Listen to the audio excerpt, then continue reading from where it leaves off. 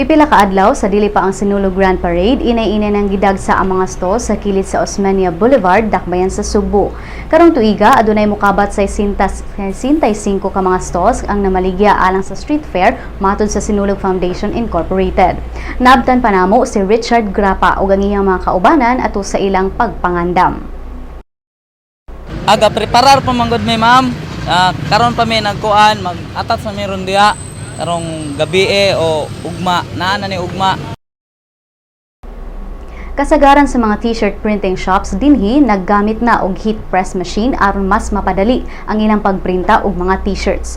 Gawas sa mga Sinulog t-shirts, available sab ang mga t-shirts alang sa International Eucharistic Congress nga ipahigayon karong Enero 24 hangtod 31.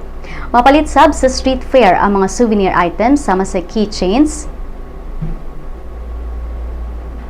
home decors, wooden products, woven bags, mga sinina, panyo ug uban pa. Sa mga wala pa kapalit ug mga Sinulog souvenir t-shirts ug uban pa, ayaw kabalaka tungod kay ang street fair hangtod pa karong Enero 31. Ang street fair giorganizar sa Sinulog Foundation Incorporated matag tuig isip parte sa mga aktibidad sa kapistahan ni Senyor Santo Niño.